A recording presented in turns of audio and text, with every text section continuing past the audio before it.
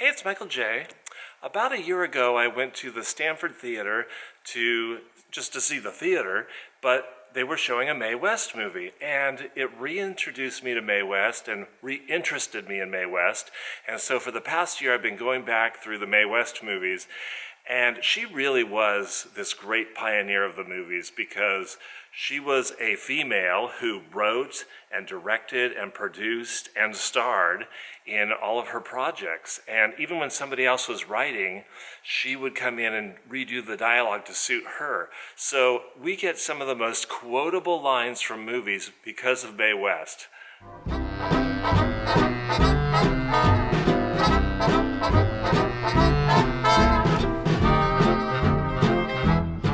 Mae West was her own unique creation, one of a kind. She was known as a sex symbol, though she never showed any skin. It was all in her attitude, her body double entendres. She started out in vaudeville, where she refined her act and found the character that she would deliver to movie audiences of the 1930s. She wrote her own plays to star in, always with edgy subject matter that pushed the boundaries of what the mainstream considered decent. The various censorship groups were always protesting her work, but those headlines made for great publicity. Once she quipped, "I believe in censorship. I've made a fortune out of it." Mae West was born in Brooklyn in 1893 and started performing professionally at the age of 14. Her signature walk was inspired by observing drag queen performers like Bert Savoy and Julian Eltinge. After receiving good notices and a few musical reviews, Mae West had her first starring role on Broadway in her own play provocatively titled Sex, which she also directed and produced. The play was so racy that police raided the show and arrested Mae West. She was sentenced to 10 days for corrupting the morals of the youth. She had the option to pay the fine and stay out of jail, but Mae West decided to serve the 10 days for the publicity it gave her. Young lady, are you trying to show contempt for this court? No, I'm doing my best to hide it. Her next play was The Drag, all about the underground drag balls going on in the 1920s, and dealt with homosexuality. The show only played out of town as the New York Society for the Suppression of Vice would not allow it to come into New York. Other plays followed, but Diamond Lil escaped the wrath of the censors and was a huge hit. Now, Mae West was truly established as a Broadway star, and Paramount Pictures signed her for a 2-month contract to make a film. She was then 40 years old. She received a small supporting role in Night After Night, but she made a lot of her own revisions and delivered one of her most famous lines. Goodness, what beautiful diamonds. Goodness had nothing to do with it, dearie. This led to a deal to bring her Broadway show, Diamond Lil, to the screen. Surprising for the times, she was given full control over the production. The title was changed to She Done Him Wrong, and it was West's idea to use unknown contract player Cary Grant as the leading man. The film was a hit and was nominated for a Best Picture Oscar. The success of She Done Him Wrong actually saved Paramount Pictures from bankruptcy. The studio is anxious for more of whatever Mae West had to offer.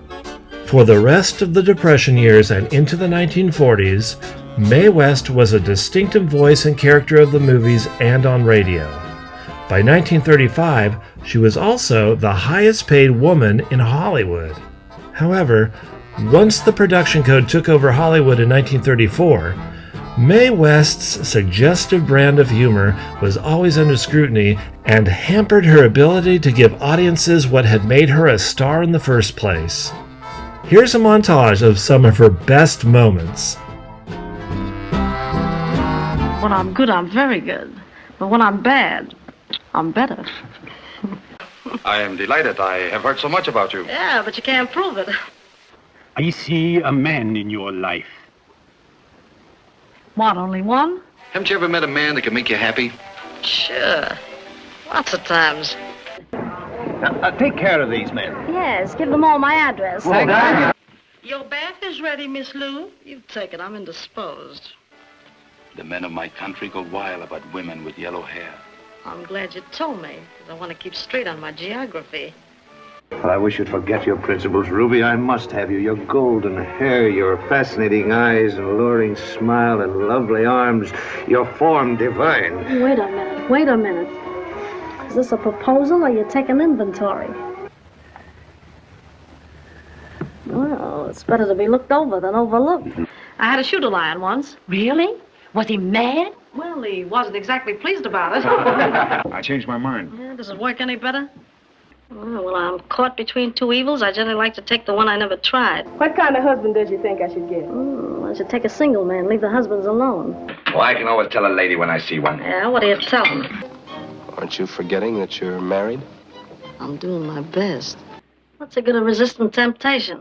There'll always be more. You certainly know the way to a man's heart.